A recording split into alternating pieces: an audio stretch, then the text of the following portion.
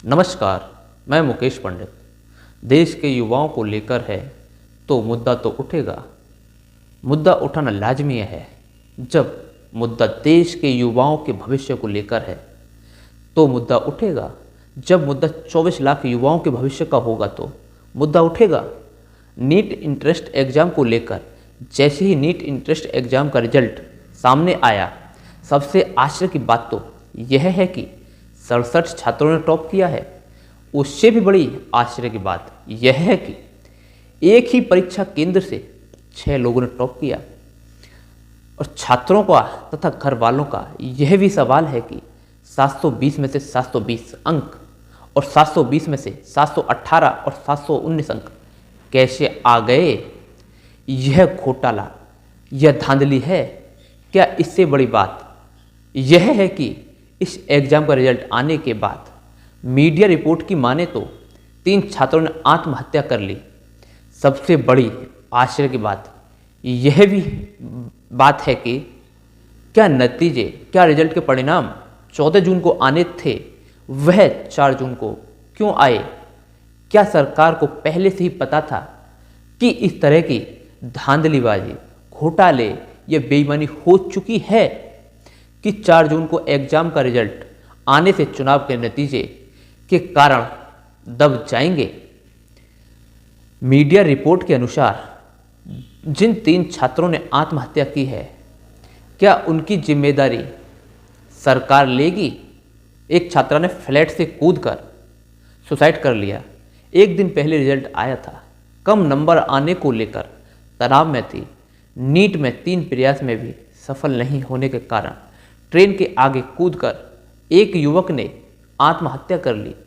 NEET परीक्षा को लेकर सबसे बड़ा विवाद यह है कि इस साल 13 लाख से ज़्यादा उम्मीदवारों ने नेट यूजी की परीक्षा पास की। इसमें से 67 उम्मीदवारों ने नंबर 1 की रैंक हासिल की है। इसी को लेकर विवाद है कि इतनी बड़ी संख्या में छात्रों ने कैसे टॉप किया। साथ ही कई सवाल अन्य भी हैं कि 720 में से 718, 719 अंक कैसे आ सकते हैं। इन अंकों पर जानकारों का ये मानना यह है कि इतने अंक कैसे हैं। घर वालों ने सवाल उठाए हैं कि 718, 719 अंक मिलना नामुमकिन है। उनका सवाल यह है कि नीट यूजी परीक्षा में 67 छात्रों ने टॉप किया। कई छात्रों ने 718, 719 अंक हैं और इसका पेपर 720 अंक का होता है। ऐसे में हर सवाल का 4 अंक होते हैं और सही जवाब देने पर 4 अंक मिलते हैं और गलत जवाब देने पर 1 अंक काट लिया जाता है, नेगेटिव मार्किंग जो कहा जाता है। तो इसी प्रकार से अगर किसी छात्र ने एक सवाल गलत कर दिया तो उसके 715 अंक हुए, या फिर किसी छात्र ने एक सवाल छोड़ भी दिया तो 716 अंक हुए। ऐसे में सवाल यह भी उठ रहा है कि यह 718, 719 अंक कैसे मिले छात्रों को। इसी को लेकर कांग्रेस आक्रामक है। यहाँ वह कांग्रेस नेता सुरजेवाला ने यह कहा है कि 2019 में 1 टॉपर था, 2020 में 1 टॉपर था, 2021 में 3 टॉपर थे, 2022 में 1 टॉपर था, 2023 में 2 टॉपर थे और 2024 में कैसे एक साथ 67 टॉपर हो गए। क्या यह संयोग है या फिर प्रयोग है?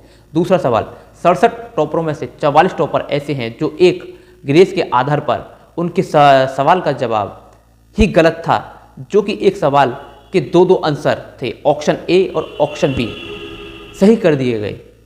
क्या अब नीट टॉपर का निर्णय ग्रेस के आधार पर होगा?